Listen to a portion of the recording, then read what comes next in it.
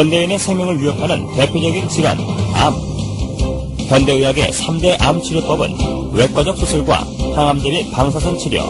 하지만 말기암인 경우 암 완치는 고작 20%. 첨단 현대의학도 암을 불치병으로 남겨놓은 상황인데 현대의학이 풀지 못하고 있는 불치병들, 그 해법을 면역력 강화에서 찾고자 하는 시도들이 새롭게 관심을 모으고 있다. 이런 가운데 산화경 활동의 면역 연구 개발은 경쟁력 있는 결실을 연이어 내놓고 있는데 과감한 투자와 지속적인 연구로 부작용 없는 면역 치료에 도전하는 우리 의료계의 변화.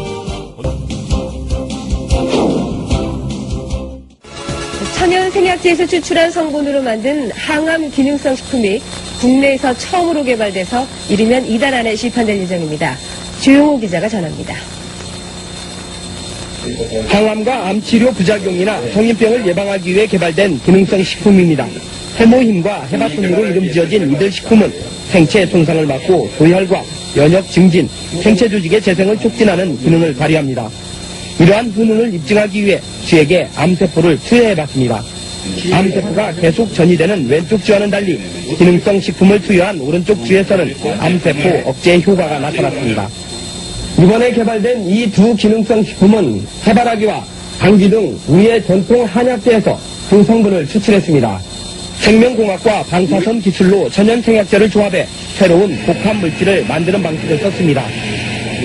각각의 성분들을 분리를 해서 그것의 각각의 효능을 검증한 다음에 효능을 극대화할 수 있게 다시 그 성분들을 재구성한 겁니다. 종전의 천연생리 활성물질은 항암 효능에 한계가 있고 독성까지 강했습니다. 하지만 이번에 개발된 항암 기능성 식품은 여러 성분을 조합해 효능을 높이고 독성은 없앴습니다. 이들 항암 기능성 식품은 원자력 병원 등에서의 임상시험과 병행해 이번 달 안에 시판될 예정입니다. KBS 뉴스 조용호입니다. 환자의 면역력을 탁월하게 높여주는 새로운 생약 복합제가 국내 연구진에 의해 개발됐습니다. 임상시험 결과 백혈구 회복을 높여주고 암치료 부작용도 크게 없애주는 것으로 나타났습니다. 최상원 기자가 소개합니다. 생약을 섞어서 만든 해모임이란 생약물질입니다. 원자력 연구소는 천연생약제 30여 종을 집중 분석한 끝에 당귀와 천궁, 백작약 등을 재합성해 이 생약물질을 만들었습니다. 이들 생약제에는 면역을 활성화시키고 조혈장애를 없애는 황산화물이 있는데 연구팀은 이 성분들을 재구성하는 방법으로 면역 증강물질을 개발했습니다. 원자력병원에서 임상시험을 한 결과 새 생약물질은 암 환자들의 면역력을 크게 높이는 것으로 나타났습니다. 유방암과 자궁암 환자 각각 12명에게 새 생약물질을 복용시켰더니 모두 회복 속도가 60% 정도 빨라졌습니다. 특히 이 생약 복합제는 암치료에 따른 염증이나 구토 같은 부작용을 크게 줄일 수 있는 것으로 나타났습니다. 암 환자들은 치료를 받으면서 기력이 떨어져 문제가 됐지만 생약 복합제를 복용한 환자의 80%가량이 기력 회복에 큰 도움이 됐다고 답했습니다. 해모임을 먹은 환자들은 전신 무력감이 많이 없어져서 더 약을 요구하는 환자들이 많았습니다. 연구팀은 이 물질에 대한 2, 3차 임상시험을 거쳐 신약 개발에 나설 계획입니다. KBS 뉴스 최성원입니다.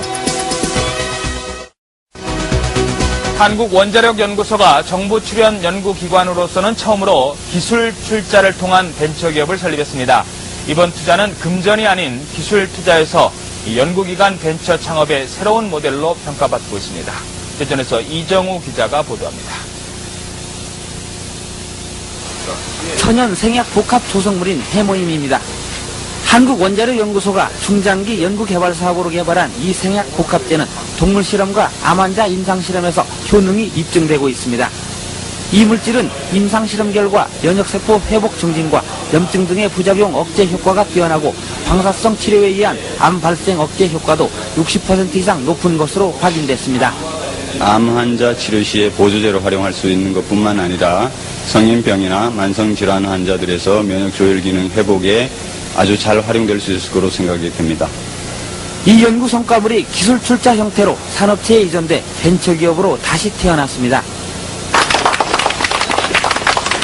이번 기술 출자는 한국원자력연구소가 직접 벤처기업에 공동으로 참여하는 방식으로 그동안의 단순한 기술 이전과는 다릅니다. 정부 출연 연구기관의 기술 출자로 탄생한 벤처기업의 공식 출범은 연구 성과물에 대한 새로운 장을 열고 있습니다.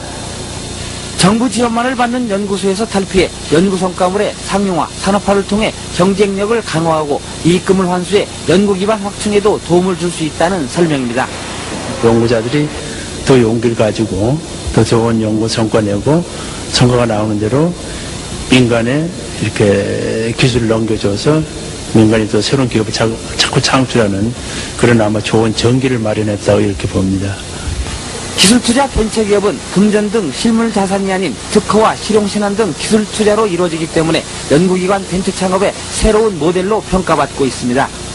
YTN 이정우입니다.